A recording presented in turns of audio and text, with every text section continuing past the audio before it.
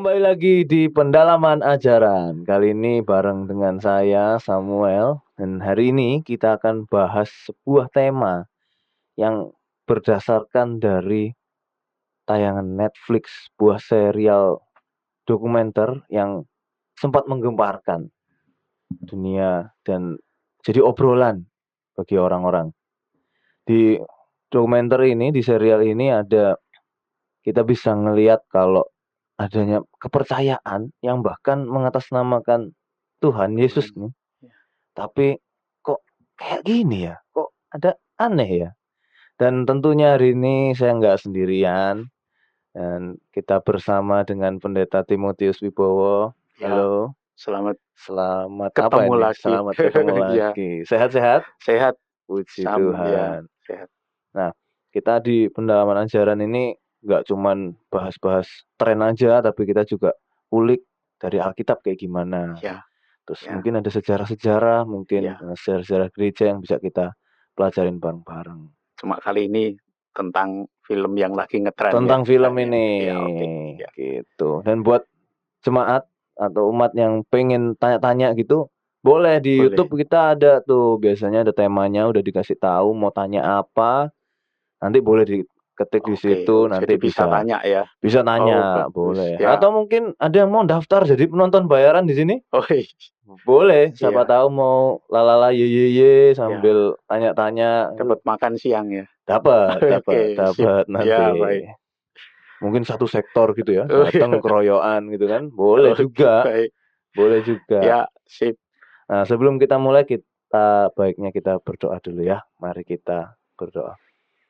Tuhan terima kasih, kami boleh mempersiapkan untuk konten pendalaman ajaran ini, biarlah kami boleh bersama-sama belajar akan firman-Mu dan kami bisa mendapat berkat dari konten ini Tuhan. Dan berkati juga rekan-rekan yang akan menonton, biar bisa mendapatkan firman-Mu juga Tuhan dari konten ini. Dan terberkati. Dalam nama Tuhan Yesus kami sah berdoa. Amin. Amin. Oke, jadi kita bahas sebuah series judulnya In the Name of God, A Holy Betrayal. Betrayal. Tapi nggak semua lah ya. Kalau semua itu total ada berapa tuh ya? 8. 8 episode. 8 episode ya. Iya. Kalau Tapi 4 sekte yang dibahas. ada 4 sekte ya. Iya.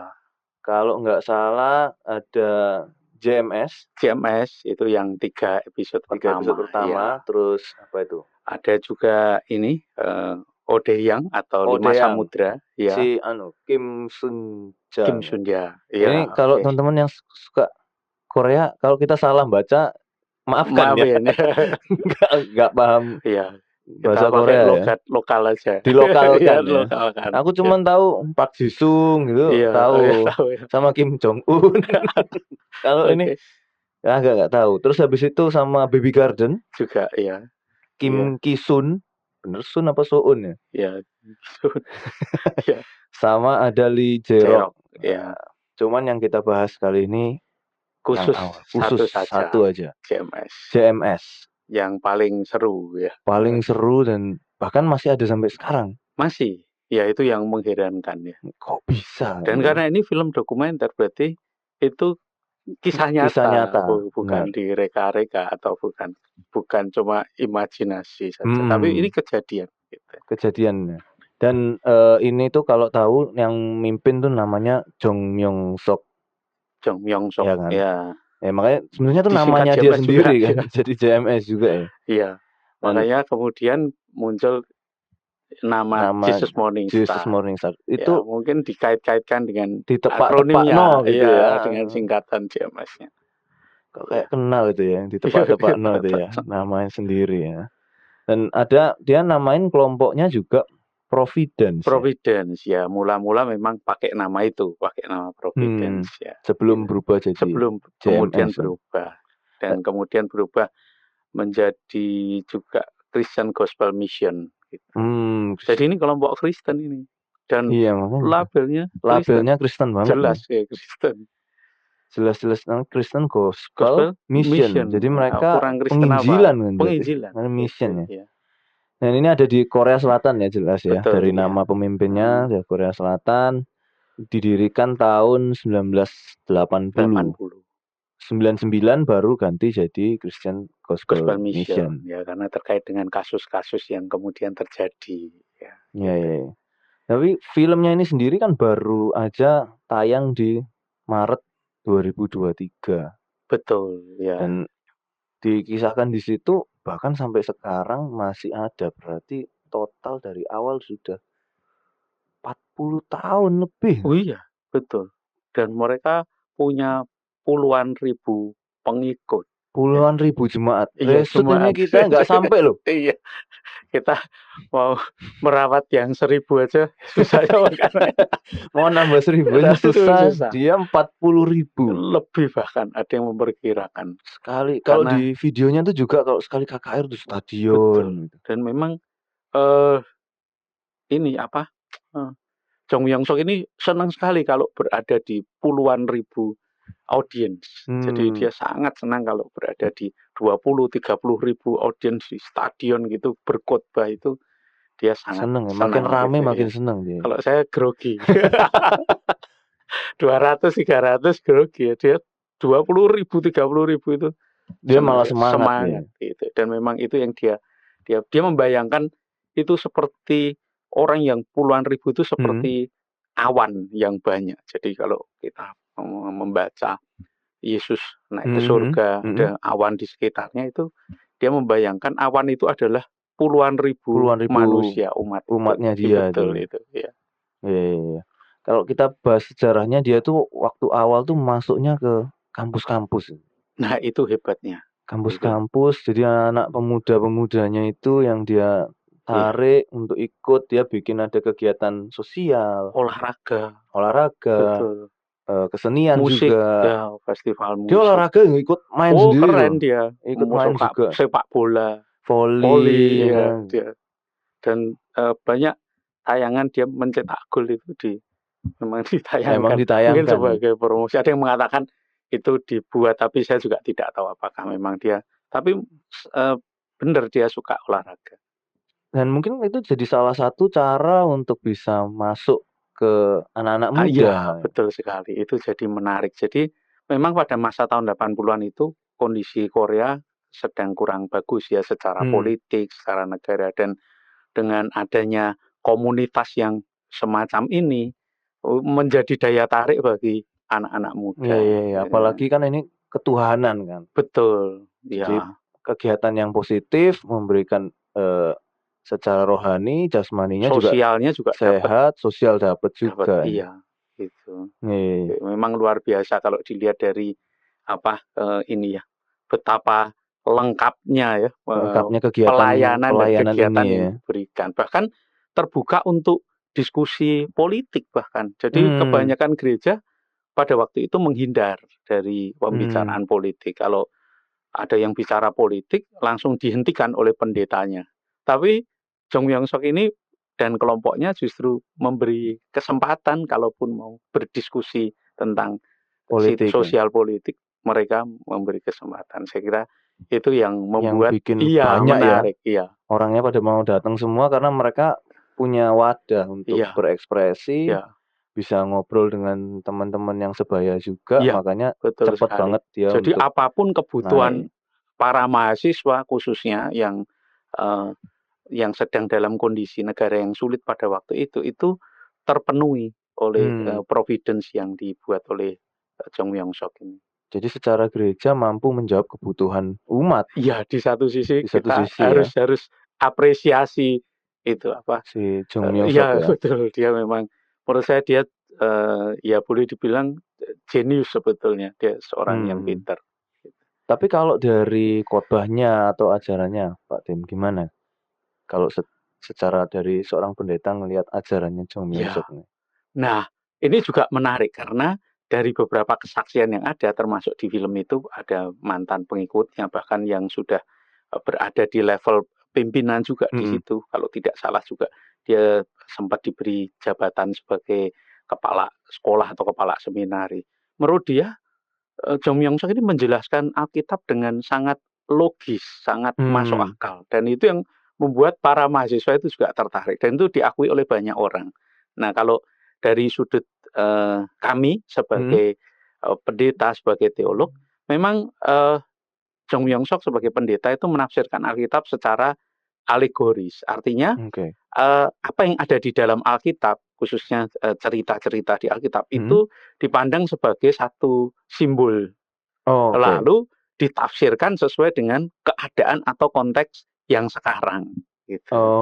Nah itu agak berbeda dengan kebanyakan yang sekarang ini dilakukan oleh para pendeta yang menafsirkannya itu dengan melihat latar belakang sejarahnya Alkitab, bahasa aslinya. Nah itu dia lebih mementingkan bagaimana ini dibaca, diterapkan untuk sekarang ini. Walaupun sebetulnya metode alegoris itu sudah tidak terpakai lagi, sudah cukup lama. Di zaman kuno memang itu dipakai dan disukai, tapi sejak kita ingin supaya Alkitab ditafsirkan dengan lebih, ya katakanlah lebih bertanggung jawab.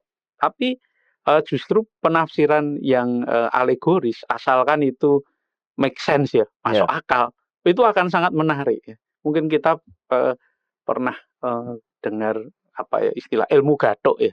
Ya kalau dicocokkan, itu bagus dan tepat ya dengan kebutuhan orang yang mendengarkan gitu. Jadi merasa ini aku pasti dapat kok bisa ngomong gini ya, kok cocok sama saya gitu. Iya, karena cocok sama mereka. Tapi dari yang dikisahkan juga bahwa si Jong Myung-sok ini makin lama dia kok ngeklaim dirinya yang jadi Mesias. Nah gitu. Itu dia. Gitu. Ada dia pakai cocok logi angka-angka tuh. Betul. Numerologi dari yang tahun paling terkenal itu kelahiran segini. dia. Kelahirannya 45, dia. Tahun 45. Dia lahir 17 Agustus 1945. Ternyata dia harusnya Indonesia.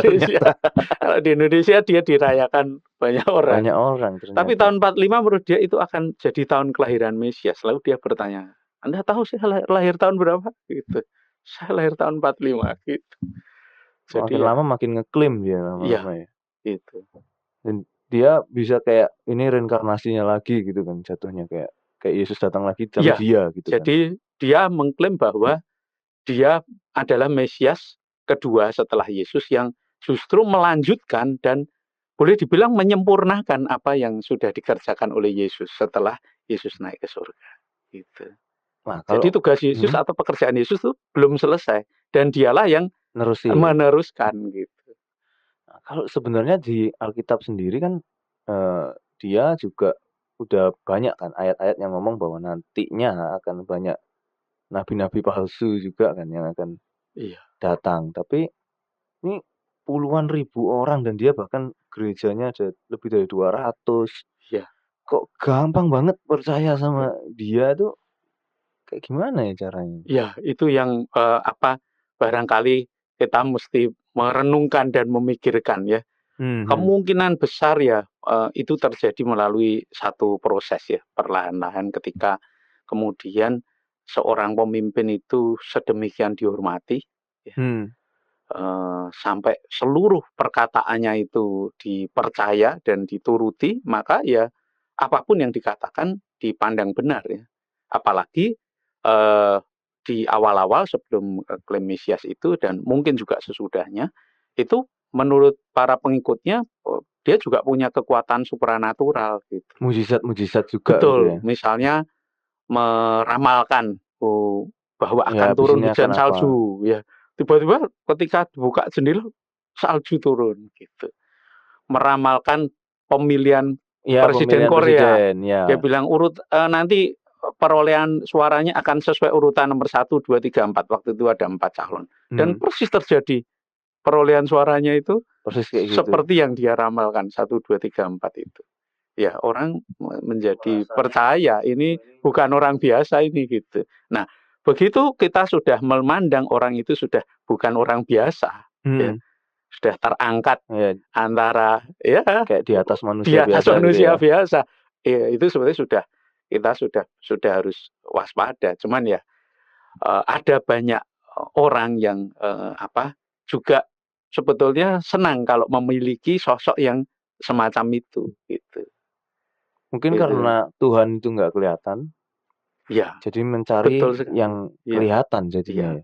Ya, siapa yang tidak suka pemimpin yang punya kekuatan supranatural kan gitu ya. Berasa kalau hebat. Sam punya pendeta yang punya kekuatan supranatural sedikit lebih tinggi dari manusia biasa, apakah ikut bangga kan gitu ya. Aku ya seneng gitu. Jadi Ya, kayak ngikutnya itu betul, dengan bangga. rasa bangga. Itu sebabnya para pekabar Injil atau yang mencari pengikut Jong Myung-sok itu sangat militan.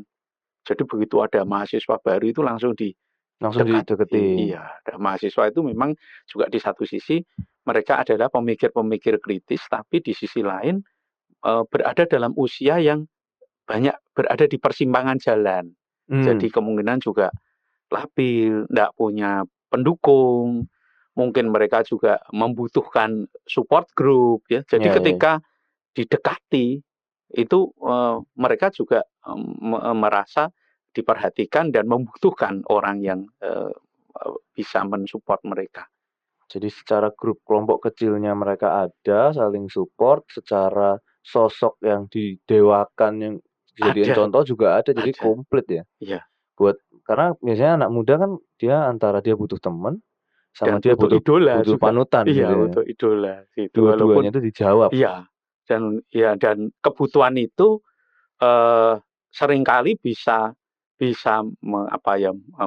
membuat kita mengabaikan itu yang namanya sikap kritis itu gitu. Dan bahkan message aslinya sendiri tentang kekristenannya ya jadi lupa karena ada ini.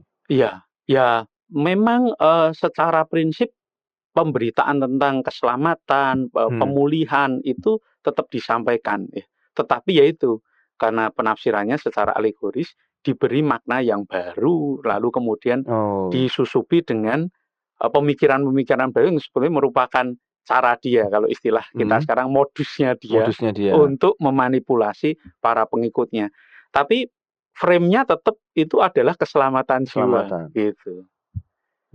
Jadi istilah-istilah yang di dalam Alkitab misalnya mempelainya Tuhan, itu dipakai. Mempelai Kristus itu iya, kan.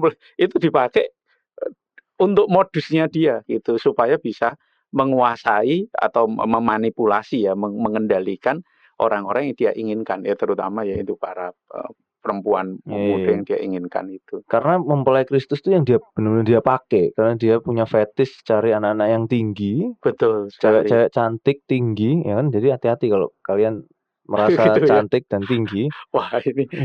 Kalau tiba-tiba ada yang DM Instagram gitu atau ya? ada yang WA, apalagi kalau pendeta ya. Mesti hati-hati. Nah itu jangan-jangan Jong Myung-sok gitu.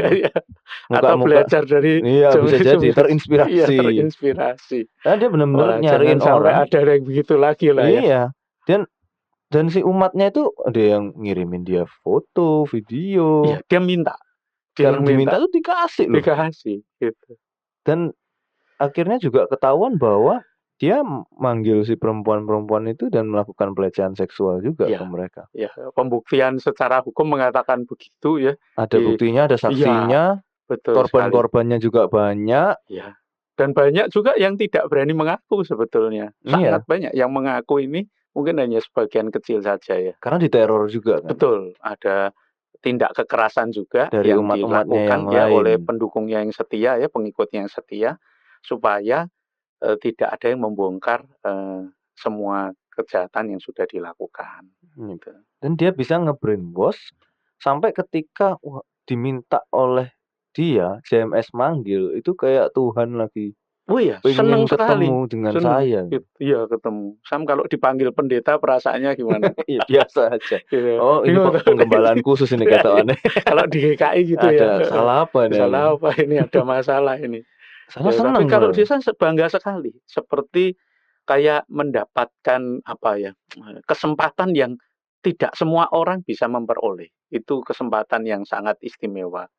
Dan ya itu sekali lagi jadi modusnya JMS. Gitu. Bahkan ketika dia mau melakukan pun bilang, oh ini ada kuasa gelap di sini, ini sakit nih harus disembuhkan dulu. Nah, jadi semua istilah-istilah yang biasanya dipakai di doktrin di dalam Alkitab ya, teologi keselamatan khususnya, itu dipakai untuk memodusi calon korbannya itu. Iya, dimodusnya pakai cara itu, misalnya dimurnikan ya, istilah itu purify, purify ya.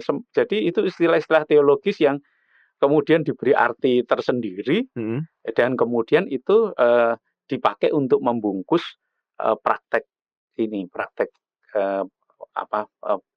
perilaku seksual yang tidak wajar itu yang dilakukannya. Itu. Tapi bahkan setelah dia masuk penjara yang pertama kali, begitu dia ditangkap dan bukti-buktinya sudah ada, saksinya ada, pengikutnya ini tetap masih nambah lagi. Kan yang bersaksi itu yang di film itu, dan karena sekali lagi ini kisah nyata ya, itu yang bersaksi itu juga menjadi pengikut justru pada waktu dia di Jang penjara. Myung Sok itu sedang di penjara. Dia sampai setiap dia nggak tahu menyewa atau memang Ya, cari apartemen yang dekat iya, situ yang dekat bisa di situ ngelihat. supaya bisa lihat yang bagi Tuhannya dia itu. Tuhannya itu yang apa? Yang sedang jam berapa berolahraga keluar dan Sengaja sebagainya. ngintip dari jauh. Betul. Bayangkan betapa ini ya, betapa terobsesinya ya si siapa Maple Yip ini kepada Jong Myung Sok. Tapi bahkan kalau kita lihat ya, si Maple ini sendiri kan dia diajarin jadi WL. Betul. Sampai akhirnya khotbah juga. Iya. Sempat jadi kayak reporter warta. Betul, iya. Sebenarnya kegiatannya ya kegiatan gerejawi yang normal ya, kalau normal. dalam tanda kutip ya. Jadi kegiatan normal itu tetap berjalan ya, dan seperti pada umumnya gereja. Nah, kegiatan yang dalam tanda kutip rahasia ini sepertinya Dilakukan di berada di belakang. samping. Iya. Ya. Jadi memang tidak secara terang-terangan ya itu dilakukan, tetapi kalau dilihat ya secara umum yang terlihat oleh kebanyakan orang itu hanya aktivitas yang biasa sebagaimana gereja. Gereja pada umumnya. Jadi paling orang hanya bisa mencurigai itu dari cara dia menafsirkan Alkitab, cara dia mengajar, mungkin itu yang bagi orang tertentu kok gini gitu ya. Tapi soal kekerasan seksual yang dilakukan ya kepada para perempuan itu tidak banyak yang tahu, tidak, dan itu memang sulit dibongkar gitu. Selama saksi dan korbannya tidak mau bersaksi, nggak mau ngomong ya nggak ya ketahuan. beberapa menyesal karena tidak berani ngomong sehingga korban semakin banyak gitu. Jadi korbannya semakin banyak. Wah, kalau kita lihat atau kita membaca jumlah korbannya, kita bisa geleng-geleng kepala. Karena dia sekali melakukan itu pasti party, bisa kayak 10 orang langsung gitu. Nah, itu saya juga tidak tahu persis, tapi ada yang mengatakan mungkin sehari bisa 50 orang. Nah, saya juga tidak bisa mengerti ya kenapa begitu. Maksud saya ini sesuatu yang mungkin lebih daripada sekedar mencari kepuasan secara seksual saja. Ini lebih dari itu. Ini bukan cuma orang yang mau menikmati mencari kenikmatan seksual. Saya kira dia ada sudah sakitnya sedikit lebih jauh lebih dalam tanda kutip ya, lebih gila dari itu. Bahkan waktu dia tertangkap dia bisa acting pura-pura. Betul, iya. Itu surat kabar di Hong Kong juga menyebut itu istilah gila itu muncul di situ. Karena dia ketangkapnya di Hong Kong karena dia kabur kan. Buka cabang sana. Iya. Tangkap. Nah, kalau kita mau melihat dari sosoknya dia sebagai pemimpin agama, apalagi ketika di serialnya itu dikasih tahu bahwa orang ini ditemukan karena dia sudah khatam baca Alkitab. Iya, katanya 2000 kali membaca 2000 kali khatam baca Alkitab gitu kan, diulang-ulang. Kok bisa orang yang benar-benar belajar agama, ahli banget harusnya udah baca segitu berkali-kali, terus malah bisa bikin sejahat ini? Iya. Ya, itu pertanyaan yang menarik ya dan yang bagus ya. Mungkin bagi kita yang berusaha dengan susah payah mau membaca Alkitab sampai khatam itu kan banyak di antara kita yang mau selesai nggak selesai-selesai. Ini sudah selesai 2000 kali katanya ya. Tapi justru disitulah yang menjadi persoalan ya. Ya membaca Alkitab sangat penting ya. Tapi yang lebih penting bagaimana firman Tuhan itu kita izinkan mengubah kehidupan kita sih. Kalau menurut saya begitu sih. Bukan dimanfaatkan. Ya, kita sering mendengar bagaimana orang menyalahgunakan teks Alkitab, menyalahgunakan firman Tuhan untuk kepentingan pribadi. Nah, ini yang dalam bentuk yang sangat ekstrim.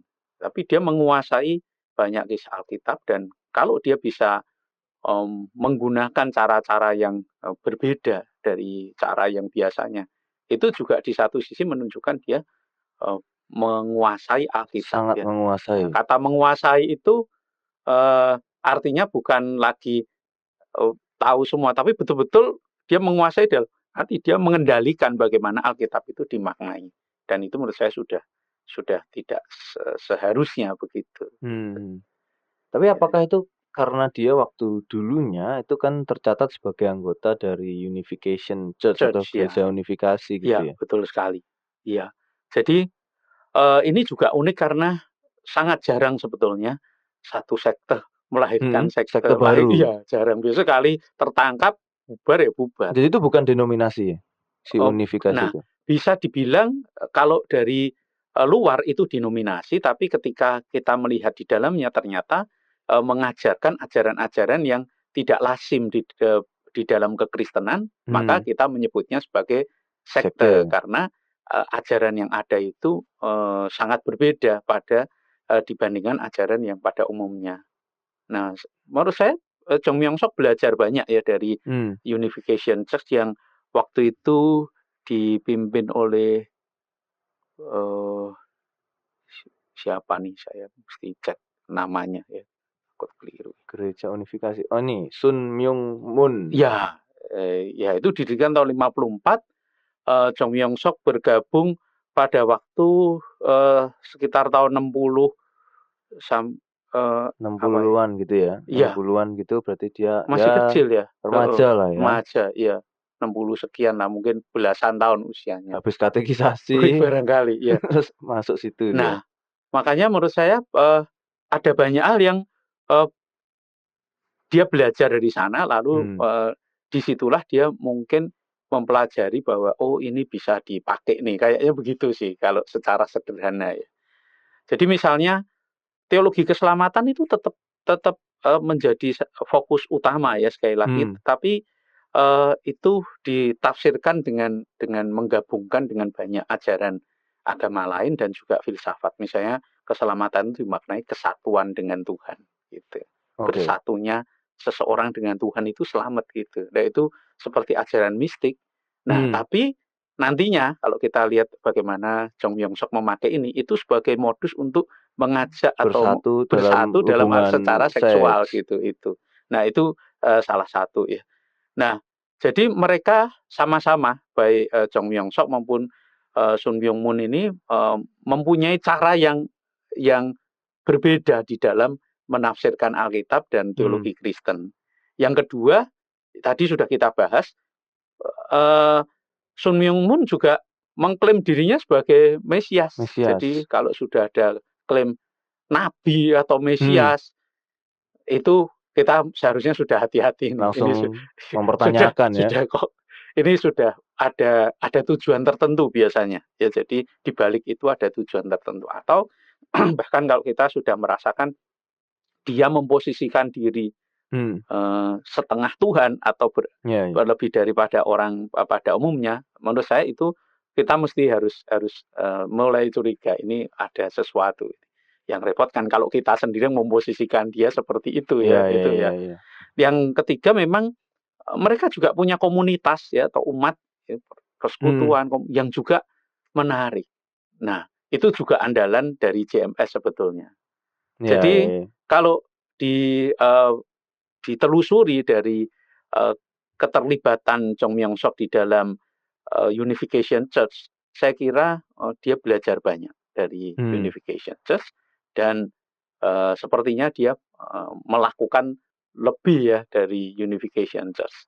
Dia tambahin dengan keinginannya dia sendiri. Ya, dan mungkin lebih hebat, maksudnya dia juga melakukan itu dalam tanda kutip lebih baik ya. Mungkin ada banyak hal yang diperbaiki dari yang sebelumnya. Apalagi dia juga memang terkenal pintar ngomong juga kan. Ya, dia sangat hebat di dalam mengajar ya, punya pembawaan yang ya boleh dibilang karismatis lah ya, menarik banyak orang, berwibawa, lalu membuat orang terinspirasi dengan apa yang dia katakan. Ya, saya kira tidak banyak orang yang punya boleh dikatakan bakat atau kemampuan semacam itu. Kalau dari Alkitab sendiri itu ada nggak ya kayak ngomong tentang, gimana caranya kita bisa tahu, ini ajaran yang dikasih ke kita nih beneran bener atau enggak, itu sebenarnya diingetin atau enggak di Alkitab? Ya, salah satu yang, menurut saya sederhana tapi, Hmm. penting adalah apa yang Paulus peringatkan kepada Timotius. Di 1 Timotius 4 ayat 16a, di sana dikatakan, "Awasilah dirimu sendiri dan awasilah ajaranmu." Ya, menurut saya ini Oh. sesuatu yang, eee, pesan yang, Paulus berikan kepada Timotius yang, kelak juga jadi pemimpin agama gitu. Jadi sejak awal, Paulus sudah memberikan pesan supaya, sebagai pemimpin agama itu mengawasi dirinya sendiri dan mengawasi ajarannya. Ya, saya kira mengawasi diri sendiri ini yang kadang-kadang, menjadi terlupakan, ya Iya iya karena, iya. kalau sudah menjadi pemimpin agama lalu kemudian, berhasil Hmm. dihormati banyak orang Hmm. ya, diapresiasi apa yang dia lakukan ya, dia ajarkan, dia akan punya banyak kesempatan untuk memanfaatkan, situasi itu, demi mendapat keuntungan pribadi, bermacam-macam. Yang paling umum dan mungkin yang mula-mula dilakukan adalah ya keuntungan materi. Ya Ya. saya kira itu, nah mulai dari situ sebenarnya harus sudah waspada sebagai Hmm. pemimpin agama kalau sudah mulai mendapatkan kesempatan besar untuk mendapatkan keuntungan materi Ya ya. dengan jumlah yang besar, menurut saya itu, Cobaan banget hati-hati. itu Nah, ya? di film itu diceritakan kan, umat, Hmm. Jong Myung Sok ini kan mahasiswa yang, sebetulnya secara keuangan tidak mampu sebetulnya, ndak Hmm punya hmm. duit banyak, dan banyak kegiatan mereka harus ini mengumpulkan Harus cari dana dengan dana. menjual, makanan ya, Hmm hmm. barang-barang dan sebagainya, tapi dipakai buat beli mobil Mercedes pada Iya iya waktu itu. iya. Dan saya kira sebetulnya di situ sebetulnya Udah sudah kelihatan ya? jadi iya, harus sudah jadi tanda awas ya.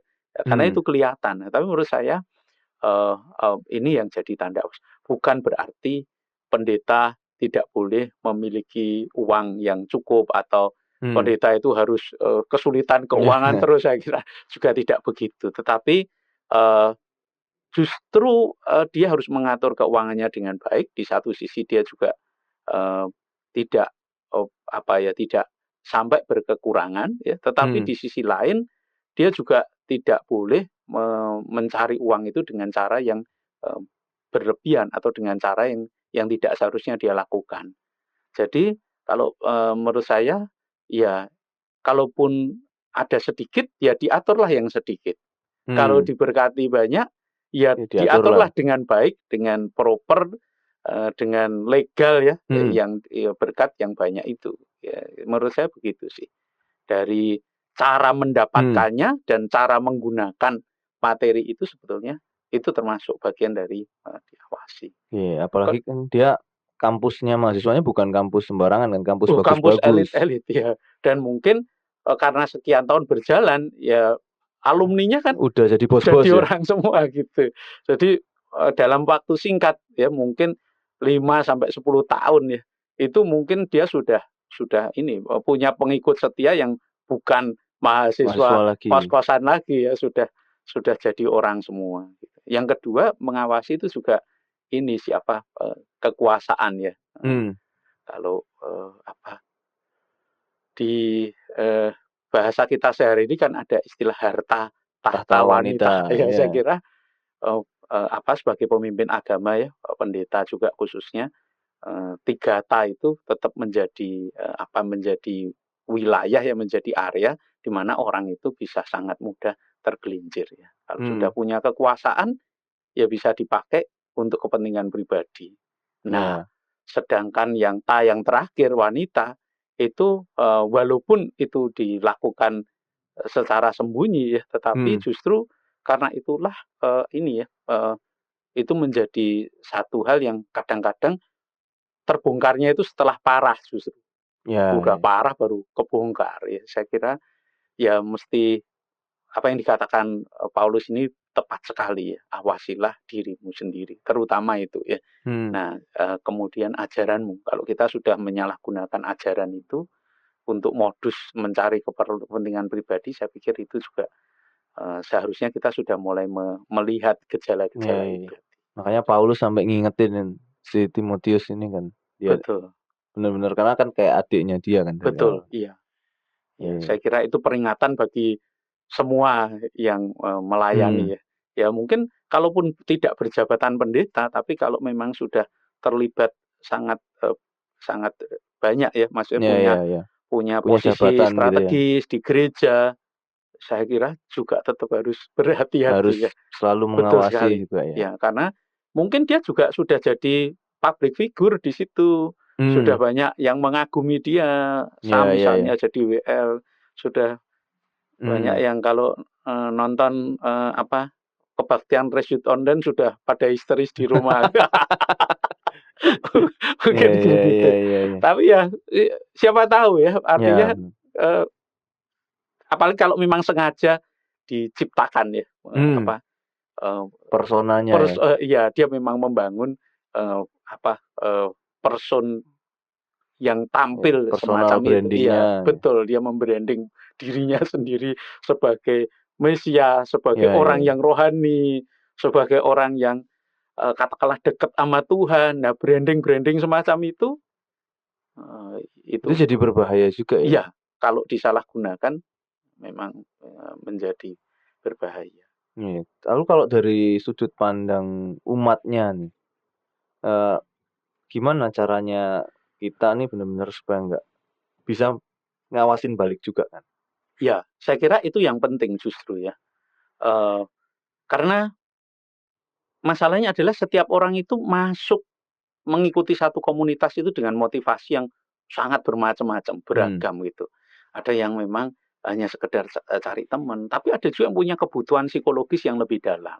Ada yang pengen belajar Alkitab, ya pengen tahu ya, artinya betul-betul dia kepengen mempelajari apa yang dikatakan firman Tuhan. Tapi ada juga orang yang misalnya mencari hal-hal yang justru supranatural sifatnya, ya berbeda-beda ya. Nah, jadi apapun motivasinya menurut saya kita mesti ingat minimal 2 hal ya.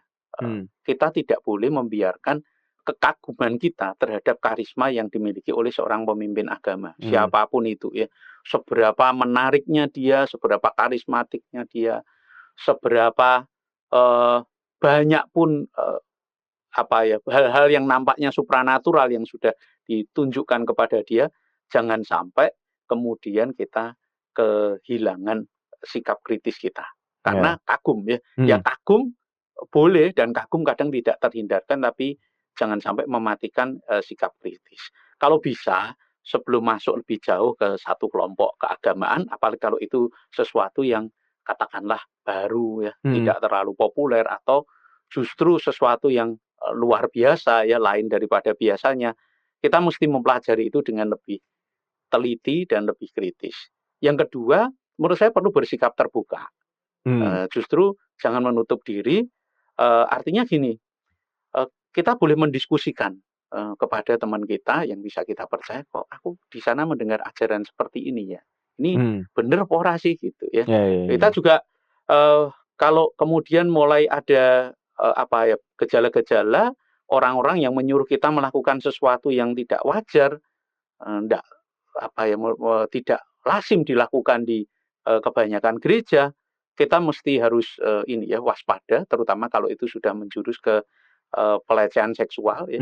Jangan ragu-ragu untuk minta minta bantuan ya, bila perlu langsung menegur yang melakukan, si pelakunya langsung ditegur, kita bilang maaf, saya tidak suka Anda melakukan ini, walaupun mungkin itu hal yang nampaknya mungkin tabu gitu, malu. Ya sehari-hari mungkin, tapi berlebihan ya. Misalnya ya maaf ya, pelukan tapi yang sudah tidak wajar ya. Saya pikir relasi atau tindakan-tindakan yang sebetulnya tidak wajar tetapi kadang masih abu-abu. Itu harus kita mesti hati-hati. Kalau tidak membuat si pelaku ini menjadi lebih berani dan biasanya punya kesempatan lebih banyak. Nah, dalam kasus JMS ini pelakunya memang sangat sulit untuk lapor karena kadang-kadang dia juga merasa sebagai korban, tapi korbannya sulit untuk melapor karena di samping sebagai korban, kadang dia juga sudah terjebak jadi pelaku. Dia ikut membantu orang lain buat untuk masuk. Jadi ya dia juga jadi takut ya pelaku dalam juga. posisi ikut terlibat sebagai pelaku kejahatan, ya ikut membantu kejahatan itu terjadi. Dan itu kalau dalam posisi seperti itu memang mempersulit untuk lapor. Tapi menurut saya lapor saja sudah. Cari orang yang dipercaya untuk lapor. Seperti yang dilakukan oleh Maple, dia sebetulnya dia juga merasa bersalah karena dia juga dalam tanda kutip dia yang ikut frontman-nya kan. Iya tuh gitu. Dia yang khotbah, dia yang WL, dia yang dan ngewarta. Waktu ada yang diperlakukan begitu, dia ada di situ, dia bilang enggak apa-apa, tenang aja, ini biasa. Ikut ngomong begitu ya. Dan itu kondisi seperti itu memang membingungkan biasanya bagi orang seperti si Maple ini gitu. Iya. Kalau dari Alkitab karena kan selalu ngingetin kan waspada nabi-nabi palsu gitu kan. Kayak di Matius 7:15 itu kan waspadalah terhadap nabi-nabi palsu yang datang kepadamu dengan menyamar seperti domba, tetapi sesungguhnya mereka adalah serigala yang buas. Dari buahnya lah kamu akan mengenal mereka. Dapatkah orang memetik buah anggur dari semak duri atau buah ara dari rumput duri? Iya, saya kira itu peringatan yang sangat penting ya. Dan memang walaupun tidak selalu gampang ya, karena sekali lagi yang disebut melihat buahnya itu kadang-kala kita terdistorsi dengan kebutuhan kita sendiri gitu. Jadi melihat secara lebih utuh menurut saya ya, bukan hanya masuk dalam kelompok untuk mencari apa yang saya butuhkan, karena kalau saya cuma cari apa yang saya butuhkan ya bagi saya ini memberkati sekali nih gitu, tetapi sebetulnya apa yang ada di balik itu yang justru kita mesti waspadai gitu. Tapi bukan berarti kayak terus kita cari-cari kesalahan pemimpin kita supaya saya kira selesai. Tidak harus begitu ya. Rasa hormat kepada siapa saja ya. Saling menghormati pemimpin juga harus menghormati umatnya dan sebaliknya. Saya kira itu tetap harus di nomor satukan ya. Tetapi peringatan Paulus bagi semuanya baik pemimpin maupun umat itu ya, dan yang dikatakan oleh Yesus tadi saya kira juga harus tidak boleh kita lupakan ya. Sehebat apapun pemimpin itu, seberapa berjasanya dia kepada saya ya, saya kira kita tidak boleh kehilangan sikap kritis itu. Jangan sampai dibutakan karena pemimpin tapi kita jadi nggak bisa melihat Tuhannya sendiri gitu. Nah itu kadang-kadang memang kita merasa sangat sulit berrelasi dengan Tuhan ya, membangun kerohanian, ya itu kan susah ya, enggak gampang ya. Ya wis, ini nunut pemimpinnya saja gitu. Jadi tanpa disadari itu sudah menjadi suplemen pengganti dari kebutuhan kita untuk dekat sama Tuhan. Saya kira enggak bisa begitu. Artinya ya membangun kerohanian memang sukar ya, tapi tidak bisa kemudian lalu kita kalau udah deket sama pemimpin agama jadi kayak deket sama Tuhan nih gitu ya. Saya kira enggak bisa begitu. Bagi militansinya biasanya sudah seperti kuat banget gitu ya. Padahal kemanapun pemimpin agama aku ikut. Ya, makanya ya bukannya tidak boleh dekat ya, tetapi harus tetap tidak kehilangan cara berpikir kritis ya, kehati-hatian itu. Karena segimanapun kayak pendeta pun juga manusia kan, bukan Tuhan kan. Saya kira kalau dia diberi kesempatan besar ya, disanjung-sanjung sedemikian rupa ya, diperlakukan seperti Tuhan ya, siapa yang sanggup gitu. Saya sendiri kalau membayangkan seandainya saya diperlakukan seperti itu ya, ya siapa yang masih bisa sanggup ya dengan sanjungan seperti itu. Kita dipuji, khotbah kita bagus saja sudah sangat senang. Sudah nggak sarapan nggak apa-apa lah gitu kira-kira. Apalagi sampai disanjung layaknya Tuhan. Iya, sebagai idola ya. Saya kira itu daerah yang sangat licin bagi seorang pemimpin agama. Ini benar-benar bahasan yang menarik karena bisa jadi ada di dekat kita juga gitu kan. Ya, saya kira itu bisa terjadi kapanpun ya, bahwa setelah Song Myung-sok masuk penjara, artinya ada pembuktian sah secara hukum kesalahannya, orang masih tidak percaya bahwa dia itu melakukan kejahatan. Sampai terbutakan segitunya. Sampai seperti itu, dan masih bisa mendapat pengikut baru, dan dia masih tetap bisa dengan leluasa baik mendapatkan uang untuk menyewa pengacara yang mahal dan sampai mendapatkan korban-korban baru. Saya kira itu menunjukkan betapa membutakannya ya agama yang dimanipulasi semacam itu. Jadi benar-benar harus hati-hati gitu ya berarti ya. Iya. Kalau boleh disimpulkan, kasih pesan-pesan nih buat umat. Secara sederhana begitu. Rasa hormat dan kesetiaan umat ya kepada Tuhan itu seringkali diproyeksikan. Jadi kayak dipantulkan begitu kepada atau pada pemimpin agama, misalnya pendeta. Jadi rasa hormat seseorang pada Tuhan itu seringkali memantul atau diproyeksikan kepada pendeta. Karena itu setiap pemimpin agama perlu terus mengawasi dirinya sendiri dan juga ajarannya, seperti kata Paulus tadi. Nah, pengawasan juga perlu dilakukan oleh seluruh umat. Sebagai umat atau sebagai pengikut, ya, kalau kita memang mencintai, mengasihi pemimpin kita, justru kita harus mengawasi dia dengan baik. Disitulah ya, atau di tangan umat lah itu sebenarnya akuntabilitas atau pertanggungjawaban seorang pemimpin agama itu ada di sana. Sehebat apapun dia, tetap pengawasan itu harus dilakukan oleh orang-orang yang setiap saat mendengarkan, ya, mengetahui persis ya, bisa dibilang orang dalam lah begitu ya. Nah, karena itu apa yang dikatakan oleh Paulus itu juga berlaku bagi umat ya. Bunyinya kurang lebih seperti ini. Awasilah pemimpin agamamu dan ajarannya. Harusnya begitu. Setiap umat punya tanggung jawab untuk mengawasi pemimpin agamanya dan apa yang diajarkan. Dan mereka punya wadah untuk bisa menyampaikan juga. Seharusnya begitu ya. Kalau bisa dibangun sistem yang menjamin akuntabilitas pemimpin agamanya, seorang pemimpin agama, saya kira semua pihak harus berterima kasih, termasuk pemimpin agama itu sendiri ya. Karena dia pasti akan sangat dibantu kalau di komunitasnya, di umatnya itu ada orang-orang, apalagi ada sistem yang membantu dia untuk mengawasi dirinya sendiri dan mengawasi ajarannya. Dia harusnya berterima kasih gitu. Dan bisa diobrolkan, diskusi, malah jadi belajar lagi. Betul, saya kira itu yang tidak pernah boleh kita lupakan ya. Terus belajar untuk sama-sama saling menjaga. Ya.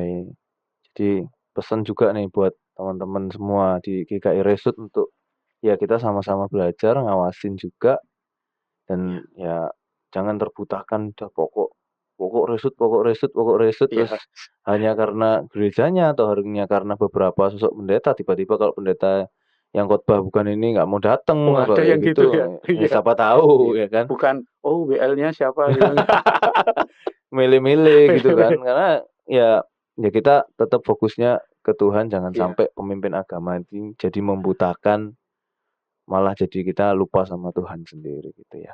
Oke. Ya. Kalau boleh disimpulkan kayak gitu ya. Iya, setuju sekali. Obrolan kita sungguh menarik tentang ini, mungkin buat rekan-rekan semua mungkin langsung kepo ya, nonton aja di Netflix masih ada, kalau mau. Masih ada ya. Kalau mau cari beritanya juga banyak, bisa cari. Yang penting hari ini kita bisa belajar untuk bagaimana kita memposisikan diri, melihat juga untuk pemimpin agama. Di Paulus juga sudah mengingatkan untuk awasi juga tadi setelah di-refresh jadi awasilah pemimpin agamamu dan awasilah ajarannya ya, supaya kita bisa benar-benar belajar ini dan nggak cuman kayak ya apa nabi palsu nggak ngerti, sikat aja. Biar benar-benar kita bisa belajar juga, karena di Alkitab juga sudah ada dan mengingatkan kita semua. Dan kalau gitu kita tutup obrolan kita hari ini dan kita berdoa. Mungkin Pak Tim bisa tutup dalam doa. Ya. Mari teman-teman semua kita berdoa. Tuhan, kami bersehati berdoa, kami mohon Tuhan terus menuntun, memberi hikmat, dan menjaga orang-orang yang sudah Tuhan percaya untuk menjadi hamba-hamba-Mu dalam berbagai level atau dalam berbagai bentuk pelayanan mereka. Khususnya mereka yang Tuhan berikan karunia yang lebih daripada yang lain. Yang Tuhan berikan kepercayaan, tanggung jawab yang lebih besar. Tuhan, Engkau yang menjaga mereka. Dari apa yang kami pelajari hari ini kami tahu tidak selalu mudah untuk mengawasi diri sendiri dan apa yang kami ajarkan. Biarlah Engkau juga berkenan memakai seluruh umat-Mu, orang-orang percaya, Tuhan memakai mereka sederhana apapun peran mereka, biar mereka juga boleh ambil bagian di dalam menjaga, mengawasi hamba-Mu dan ajaran-ajarannya. Biar kasih-Mu yang menopang ya Tuhan. Biarlah keberadaan gereja-Mu boleh secara murni, secara transparan, benar-benar diarahkan untuk memberitakan kabar baik. Bukan untuk mencari kepentingan pribadi sang pemimpin, apapun bentuknya. Demi Kristus kami berdoa. Amin. Amin. Ya. Terima kasih banyak. Ya. Semoga jadi berkat juga buat rekan-rekan yang menonton tayangan ini. Sampai ketemu di episode berikutnya. Bye.